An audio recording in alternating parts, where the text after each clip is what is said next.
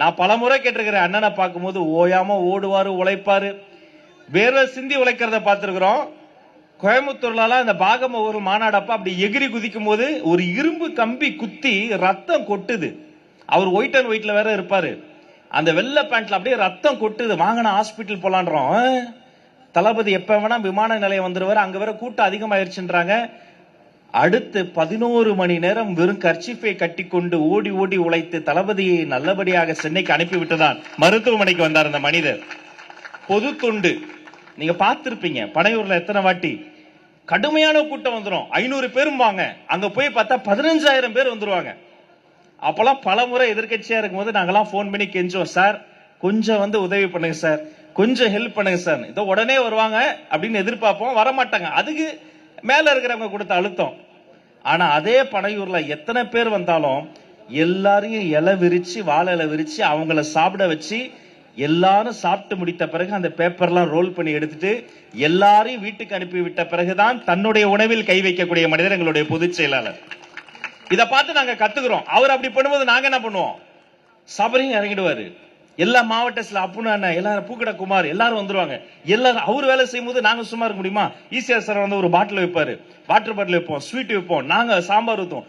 எல்லாரும் வந்த மத்தவங்க எல்லாம் சாப்பிட்ட பிறகுதான் நாங்க சாப்பிடுவோம். ஏங்க 2 வாரம் முன்னாடி பனையூர்ல மாற்று கட்சியில இருந்து சேர ஒரு தலைவர் வந்திருந்தாரு.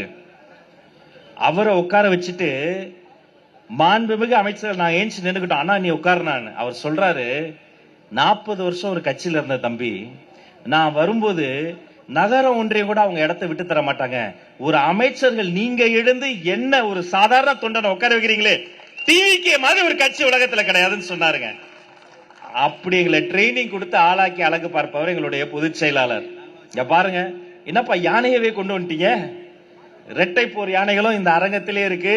அந்த இரட்டை போர் யானைகளும் தமிழக வெற்றி கழகத்தினுடைய இந்த மஞ்சள் சிவப்பு கொடியும் தன்னலம் கருதாது உழைக்கக்கூடிய தன்னார்வம் மிக்க இந்த தம்பிகளும் ஒரு சொல் சொன்னா போதும் அப்படியே கட்டுப்பட்டு அலை கடலன வந்து நிற்கக்கூடிய இந்த சிங்க பெண்களும், மேடைதோறும் நடைபெறக்கூடிய இந்த நலத்திட்ட உதவிகளும், தங்க மோதிரம் மட்டும் கிடையாதுங்க. நம்ம பகுதிக்கு ரொம்ப தேவையான தெரியுமா, சின்ன சின்ன சந்தா இருக்கு. ஒரு ஆபத்துக்கு, ஒரு அவசரத்துக்கு ஒரு ஆம்புலன்ஸ் போன் பண்ணா வராது. என்னுடைய அப்பா, அவருக்கு ஒரு நாள் மாரடைப்பு, விடிஞ்சா சேலத்துல தமிழக வெற்றி கழகத்துக்கு முதல் மாநாட்டுக்கான பயிற்சி பட்டறைக்கு நான் போனோம். தவிச்சு போயிட்டேன்.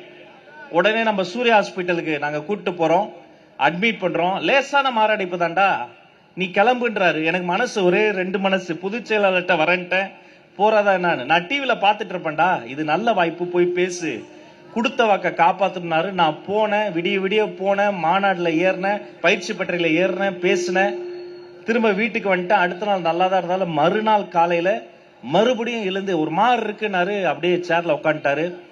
10 போன் அடிச்ச ஆம்புலன்ஸுக்கு, ரூட்டு சொல்ல முடியல, சந்து சின்ன சின்ன சந்து. அப்புறம் பெரும் பாடுபட்டு மருத்துவமனை கொண்டு போனோம். அப்பா இன்னைக்கு என்னோட இல்ல. ஆனா அப்படி ஒரு விஷயம் நடந்துடக்கூடாதுன்னு நினைச்சுக்கிட்டே இருந்தேன்.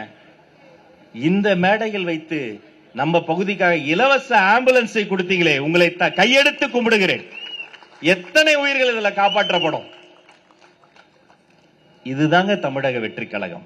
எங்களுக்குள்ள எந்த போட்டி பொறாமையும் இருக்காது, எங்களுக்குள்ள எந்த பங்காளியாங்களி சண்டையும் இருக்காது. ஒரே ஒரு போட்டி, யாரு நல்லது பண்றது, நலத்திட்டம் பண்றதுல போட்டி போடுவோமே தவிர பொறாமையில் போட்டி போடாத ஒரு சூரிய வம்சம் படம் பாக்குற மாதிரி ஒரு குடும்பம் இருக்குன்னா அது இந்த மேடை தான். இதை பார்த்தாலே தெரியும். இப்படிப்பட்ட தமிழக வெற்றி கழகத்தின் சார்பில் நிறைய நலத்திட்டங்களை நாங்க வந்து எதிர்கட்சியா இருந்த போது செய்தோம். இப்ப ஆளுங்கட்சி ஆயிட்ட பிறகும் அதை செய்யறோம்.